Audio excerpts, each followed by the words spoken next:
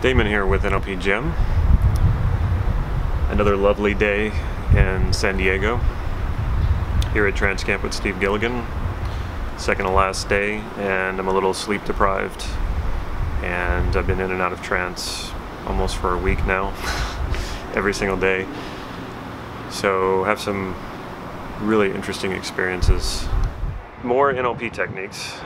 This one I would want to focus on for this video is sensory acuity. And if you haven't already, please subscribe to our YouTube channel. And if you like this video, please click like down here at the bottom. Today I went to Steve after, or rather during our lunch break, and I asked him, because I noticed his sensory acuity skills are just off the chart, and that's what Milton Erickson, the father of modern hypnosis, was really known for, was being able to see the nonverbal communication in people, to see them shifting states just by being able to see their breathing, by looking at the skin tone changing, whatever the nonverbal was. He was looking at all the things and listening for all the things that most people do not listen for or do not look for. And this is an essential skill of NLP, because you learn so much more from what people are giving you through their body language, through their physiology, and it also builds rapport, and it also lets you know if what you're doing is having an effect, if it's actually working on the person you're either coaching or you're persuading. The body lets you know. The body gives you the answer even before the person speaks. Watching Steve Gilligan work for the past week has just been amazing, and it's amazing what he's picking up. And I actually volunteered for a demonstration, and it was amazing what he could see in me, and then he would even make comments about the sensations I would even feel in my feet. He would ask me, "Are you feeling sensations in your feet? Are you feeling sensations in your hands?" And he was right, I was. So I went to him today and asked him, because I always ask NLP teachers for good techniques, good exercises to do to build your skills. And sensory acuity is a skill in the sense that, or it's a technique in the sense that it's something you want to know about for your NLP practice, your NLP skills. It's something you want to practice as a skill. So I went to Steve and asked him if he could recommend any practices for it. And he told me something that I've never heard before, and it seems amazing that I've all the NLP training I've done that I've never heard this. And he said, your peripheral vision picks up so much more subtlety than your direct focus. So what he's basically saying is, when you look at someone with soft eyes, meaning you're not focusing on any particular thing about them, you're just basically looking at them as a whole. It's that peripheral vision, even though it may seem hazy, even though it may seem unfocused, is really what picks up the subtleties in the person's physiology.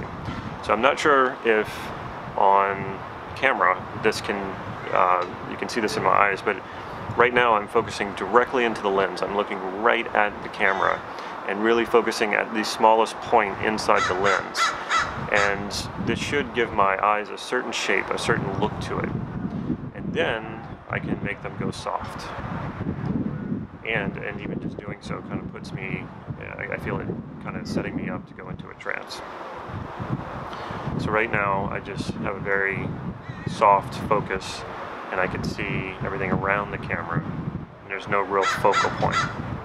And already I can see the strap on the camera moving from the wind, and I can see a plant over here to my left blowing in the wind. And these are things I would not have picked up had I been directly focused like I am now into a single point into the lens. So I'm not sure if this is showing up on the video screen that you're watching, but give this a try, and especially when you're working with people, try going back and forth, like focus in on something on their face and then pull back and just see them as a whole person, and even see if you can expand that focus on the outer periphery outside of their person or their body. and then narrow in again, maybe look at their chest, and then open up again, and see what you notice, and see the differences. And just that alone is kind of hypnotic. It's kind of trance-like. When you move in, you focus in, and then you pull back, focus in and pull back. And one thing I like to do that's very trance-like, and I actually use for meditation sometimes, is I try to actually see where exactly the edge of my peripheral vision is. And what's interesting about that is you can't focus on it, because as soon as you focus on it, then your peripheral vision shifts.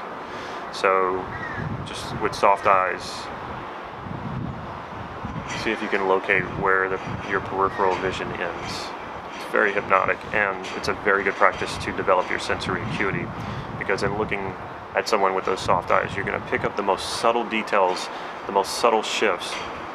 And the way Steve explained it to me was from a martial arts context, that because he used to practice Aikido, is that this is what great martial artists will do, because they don't know where the attack's going to be coming from their opponent, and the opponent can also feint or fake an attack. They can throw one fist like they're going to punch, and then kick. The punch is a fake, so that your attention goes here, and as soon as your attention goes here, then they're able to maybe hit a different way, like a kick or maybe another punch. But if you have a soft focus, you're more likely to pick up that they're faking it. So that's a good technique to practice for your sensory acuity. It comes direct from Steve Gilligan, and it's something I sort of knew, because I knew that soft focus was a good technique to use for sensory acuity, but he really put it in perspective. It's about that fine detail, that your peripheral vision is more sensitive to those little subtle changes. Check out our website, nlp-gym.com. Follow us on Facebook, and please subscribe to this YouTube channel, and take care.